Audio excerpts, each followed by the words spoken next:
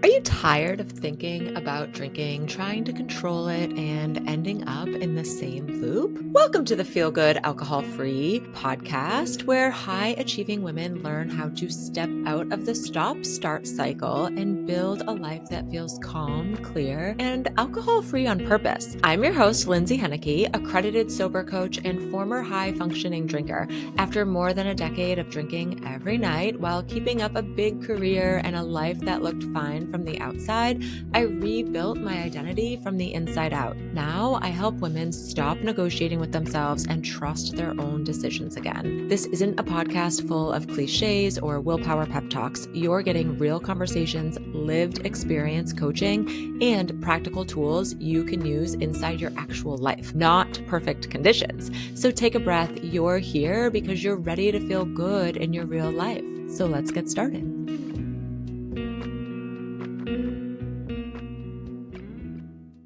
I'm so glad you're here. I'm so glad that you're listening. It's really important if you are focused on making change in your life that you take time to not just consume some sort of content related to the change that you're trying to make, but also to implement something that you're learning. And I have a question that I want you to sit with for a minute today. If you can lead a team, manage a household, make high stakes decisions at work, why are you breaking promises to yourself about drinking? This is the tension that I see with high achieving women that I work. I've coached hundreds and hundreds of women to quit drinking for good. And this is what I see all the time. If you've been here for a while, you know, this was me. This was me too. And I sometimes just, it's mind boggling to me to think how long I stayed in this cycle. I had a great job.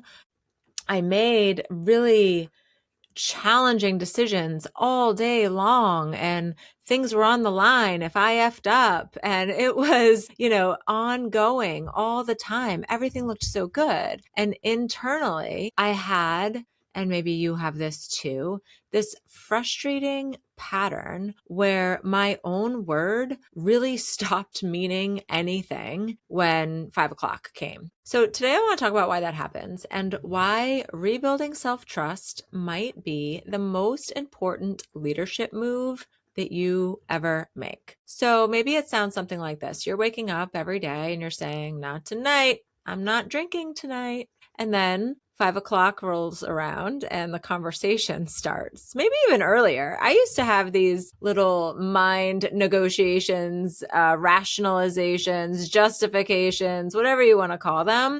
They usually started around 3 o'clock, the heat of the day. It had been a long day, back to back. And I would start saying things like, I'll just have a glass of wine tonight. I'm just going to have one. One glass is going to be fine. I deserve it. I've been crushing it lately. And then you get home and that whole thing spins up into having, a whole bottle or more even. And the next morning you wake up thinking again, why can I run a department, but I cannot keep this one stupid promise to myself? This tension that's building inside you, this fear of what the outcome is going to be, this constant feeling of failing is eating away at your self-trust. It's crushing your confidence. It's so much bigger than feeling like you don't have discipline. Self-trust is actually one of the most important leadership skills that there is. And it's because at work, in all of the other areas of your life, like you are trusted. You are somebody who knows their shit. You are somebody who knows what to do. People come to you because you have the answers. You decide quickly. And when we think about leadership, we're usually thinking about, communication, strategy, influence, decision making. But underneath all of those things is one core trait. It's integrity. And what I am focused on right now is this idea of how to build and strengthen your own inner integrity. Because integrity is not, I'll tell you what it's not. It's not just about how you show up for other people and your other responsibilities in your life. It's whether or not your word, or also known as the promises that you make to yourself and to others, means something to you. And this is something that your brain is always tracking. Every single time that you say you're going to do something and you follow through, your brain is registering that as, I can rely on myself. And every time you break that promise, the brain registers something different. It registers, well, apparently my word is negotiable, also known as my word doesn't mean crap. Self-trust is reinforced through your neural pathways. It's follow through. It's saying what you mean, meaning what you say, and doing the things you say you're going to do. I often tell women inside Feel Good AF, like, I don't care if you said you were going to go grocery shopping and then you didn't go grocery shopping. Like, you said you were going to do it, you have to do it. I don't care if you said, I wanted to get my nails done this week and I didn't do it. These are you breaking the little commitments to yourself that also make you feel good and make you part of that person who gets all the things done. When we follow through on commitments that we make to ourselves, going to that workout class, doing the strength training, going walking, breathing, literally breathing, then the brain strengthens the circuits related to self-efficacy and confidence. And self-efficacy is the belief that we can rely on our own actions to produce results. Hello, you do that every single day at work and in your family life and in other areas of your life. But when commitments are repeatedly broken, the brain starts building a different expectation. And this is why this starts to get so hard, because for so many, maybe even years, but for so long, you've been in this cycle where your brain has zero trust when you say, I'm not drinking tonight. It begins to assume that our intentions and our behavior are not going to match. And maybe you've heard me say before, there's this version of you who you want to be, how you want to be showing up every day. But then you look at how you're living and the actions that you're taking, the things that you're doing, they don't match up to that version of you. Well, your brain gets this. Over time, this is creating this cognitive dissonance, which is the uncomfortable tension between what we believe about ourselves and what we're actually doing. It's like we hate that we're living in this way and that we can't get out of it. And for high achieving women just like you, that dissonance can feel especially frustrating because you know that you're capable of discipline and you know that you are capable of follow through in other areas of your life, like probably every single other area of your life. There's these thought traps that keep you from being able to break out of this like cyclical behavior where your brain just doesn't trust you. Your brain is like, okay, you keep saying that, but you never do it. And it sucks. It doesn't feel good. I want to talk about the little micro self-betrayals, if you will. This is where alcohol is chipping away at your leadership energy. It's small, tiny moments like the morning promise of, I'm not drinking tonight, that turn into this afternoon rationalization of why you deserve it, why you deserve to drink. And then that evening time decision where you say, I'm just going to have one. Because like how often is it actually just one is kind of the thing here. Now, this leads to the next morning disappointment, the negative self-talk. Why am I not getting there? How come I can't do this? And these are what I call these micro self-betrayals. And they matter so much more than you realize because leadership is built through alignment between what you say and what you do. Again, are your actions lined up with how you want to be living and what you're doing? This isn't just outwardly facing. This isn't just to your peers at work or your team that you're leading. This is internally. Your brain is very, very aware when you are out of alignment, okay? But there is good news actually around this. Your brain doesn't know the difference between imagination and reality.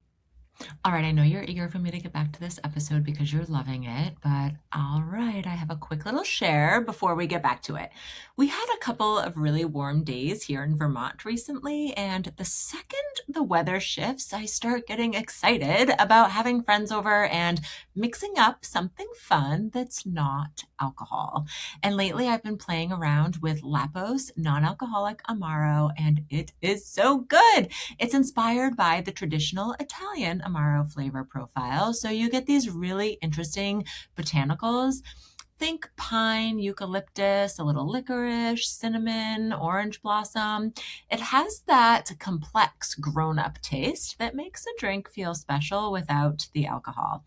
So my husband made me one over the weekend actually, and we did Lapos with a little bit of sparkling water, a squeeze of lemon, and just a tiny drop of Vermont maple syrup. If you've been around for a while, you know that I live in Vermont and maple syrup goes nicely with pretty much everything.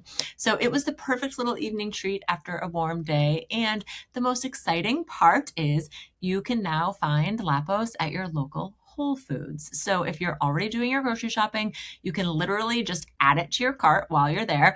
And if you want to explore more alcohol-free options, you can also find it online at thezeroproof.com. So, which is one of my favorite places to discover non-alcoholic spirits and mixers. So, next time you're planning a dinner party, a weekend hangout, people coming over, or you just want something that feels a little elevated in your glass, look for Lapos at Whole Foods or check it out at thezeroproof.com. All right, let's get back to the episode. So, when I was mentioning earlier about these thought tracks that are keeping you stuck, this is why I want you to change what you are thinking, because what you think is what you're going to get.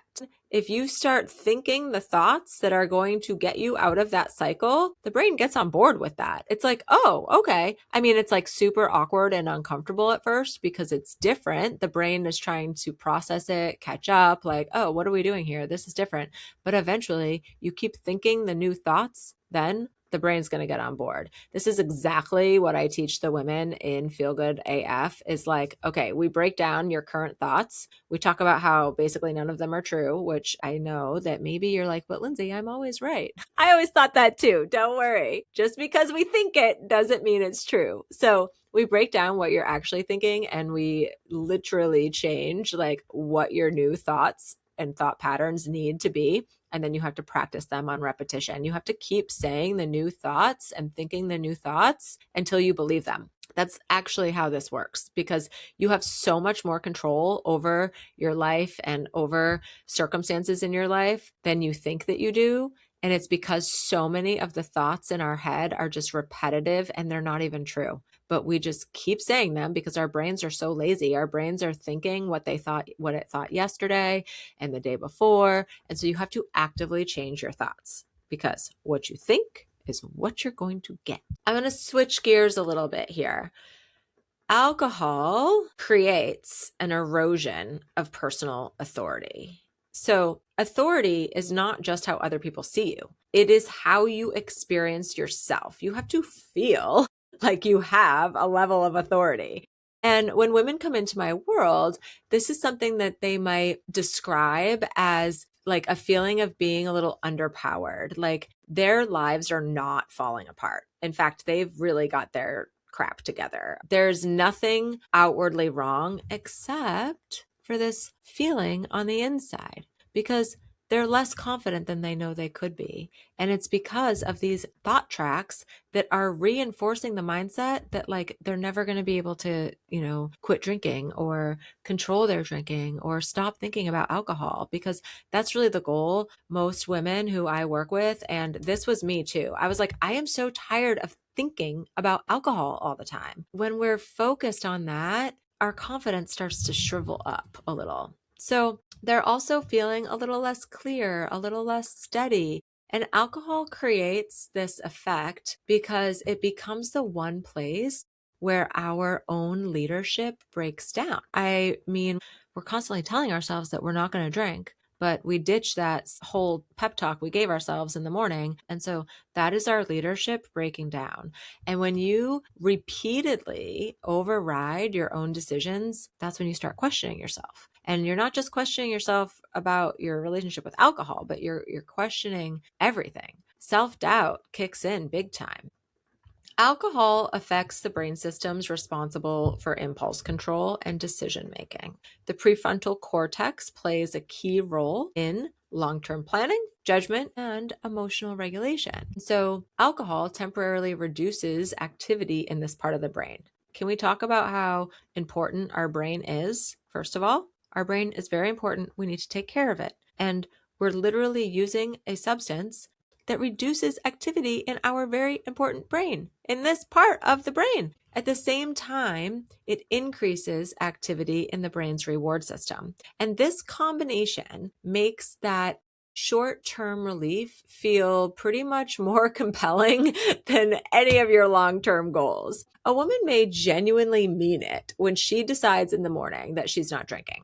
But when evening comes and your stress levels are through the roof and you've been going back to back all day long without taking care of yourself, without eating lunch maybe, without taking a break, the brain is prioritizing the immediate reward. And that fastest path to relief is a drink. Over time, this pattern is weakening the sense of control that we feel over our own decisions. When I look back in my own journey of this and how I repeated this awful cycle daily for I'm talking years, it makes me honestly feel like I'm such an idiot. It makes me feel like, what was I thinking? How could I have let this go on for as long as I did? And this is a big part of the work that I do with women too inside Feel Good AF, because once the alcohol is out of your system, you really start to feel good and you're seeing the ROI on removing alcohol from your body and your brain. You're feeling clearer. There's a very flat period of time where you feel really guilty because you're like, how did I let this go on for so long? And I want you to know that that is something that's really normal. And it's something that the women support each other through inside Feel Good AF, and that I talk you through so that you can let go of those feelings and just really get to the other side of them. And it's not a way that we want to feel, obviously. So removing alcohol is allowing our brain's decision-making systems to rebalance, which is one reason that people often report feeling more clear-headed and specifically decisive after a period of sobriety. This often comes up around the 45-day mark of having the alcohol out of your system. It's literally like your brain got put back together and is firing on all cylinders. I experienced this in my own journey around this time period, and the women inside my group, like clockwork, when they hit 45 days, it's like, oh my gosh, I'm so sharp. I compare this to, there were times when I would be at work, hungover, not feeling my best, where I'd be in a meeting and it was like I couldn't even find the words. I was like, oh my God, I cannot form a sentence right now. And this is alcohol. Like, this is not you just being tired. This is the effect that alcohol has on your brain. And when it is out of your system, you are not going to believe, you're just going to be sharp as a tack, honestly. So I promise you, this episode feels a little doom and gloom and a little sad, but there's good things coming. I promise you. There's good things coming. Stay with me here, because the good news is that self-trust is not something that you either have or do not have. It is something that you rebuild by creating evidence for yourself. And how this works is every single time that you keep a promise to yourself, you're collecting proof that your word matters, proof that you can rely on yourself, proof that you are the kind of woman who follows through. And when alcohol leaves the picture, women often notice the most interesting things. They feel calmer and clearer, yes, but they also feel more powerful. They have their authority back. They trust themselves again. That's what starts to build. You wake up and you're really proud of yourself because you're doing the thing that you set out to do. Earlier, I mentioned building that inner integrity. That's what this is about. It's about being the woman whose word means something, and not just publicly, again, not just to your peers at work or your team or even your husband or whatever, but to you. This is the leadership upgrade that happens when you remove alcohol. Sobriety gives you this because you are going to become a woman who makes decisions and stands behind them, trusts her own judgment, doesn't constantly renegotiate with herself. Like at 3 o'clock, oh, said I wasn't going to drink today, but here we are. I haven't taken care of myself all day long and I'm feeling really stressed out, really burned out. I'm pissed off at so and so. My team's not doing this, or my team's not getting the recognition they deserve. All these things, you're going to bat for the people who work for you all the time, and the other people in your organization aren't noticing it and they're not recognizing it. And it's like you're done. But when you stop renegotiating with yourself at 3 p.m. and spend the rest of the afternoon counting down the minutes until you can have wine, it feels so good because now you're feeling steady in your choices. Not drinking is just a decision. It's a choice that you've made. And that kind of internal congruence is magnetic, and it shows up in your leadership, in your relationships, in the new boundaries that you're setting. And also, one of the most important things is it shows up in your confidence.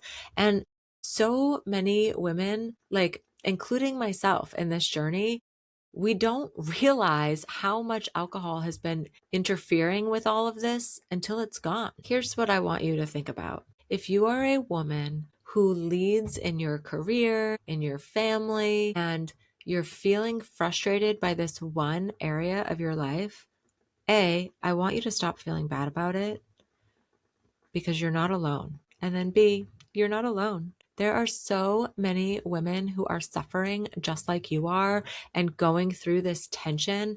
It is so incredibly common, especially among high achieving women. And the good news is that it's also very solvable. When alcohol is removed in the right way, your self-trust is going to come back online so quickly. You're going to be shocked at how quickly you start to stack the little wins and be proud of yourself. This is exactly what I teach inside Feel Good AF. I had a woman that I worked with one-on-one, and we were having our third session. And she was so upset. I mean, this woman has a lot on her plate. I would say this woman has more on her plate than any of my other clients. And we were just 3 weeks in, and she was so upset and tearing up a little bit, thinking like, I'm 3 weeks in and I thought I would be further along. Like, I don't understand. And I'm going to tell you, so it was actually our third session. She was about 15 days in, and she had only drank 3 times in that 15 days. She had had one 7-day stretch and one 6-day stretch. So I said to her, we need to look at the 15 days prior. We're only measuring this last 15 days to the 15 days before that. And when she looked at it that way, she was like, oh, I only drank 3 times in the last couple of weeks. The couple of weeks before that, I had been drinking every single day.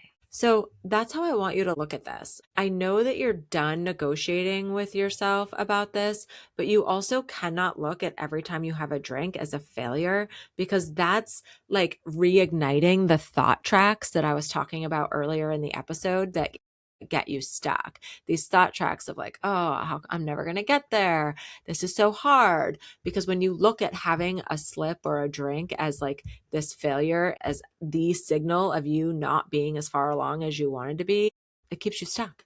That's what's reinforcing your mindset that you're not going to get there. That's why I teach you what you need to be thinking. That's why I show you your successes when we work together. And when you're doing this alone, you're not seeing any of that. You're only seeing, I drank and so I failed. If you're listening to this and you're saying, oh my gosh, I do that, and I'm so tired of negotiating with myself about this, that is the moment that the real change becomes possible. When women come into my world, the work is not just about removing alcohol. I am teaching you exactly how to rebuild your self-trust and learning how to make decisions that you stand behind, because nobody wants to fall back on the things that they promise that they're going to do. And you are going to become a woman whose word means something to herself again. That is what I promise you will happen when we work together. If that's something that's resonating with you, send me a DM and let's talk about it, or send me an email. You can always contact me through email or through Instagram, and I'll walk you through what stepping inside looks like, because this is not about trying harder or having more discipline or staying stuck in these horrible negative thought tracks. It's about getting the right support so that this stops being something that you have to keep working on. We'll get you there so much faster. I know that you're done doing this. It's going to be amazing. Okay, I'm so glad you're here. I'll see you next week. If this episode landed for you, it would mean a lot if you left a review or take a quick screenshot of it and share it on social media.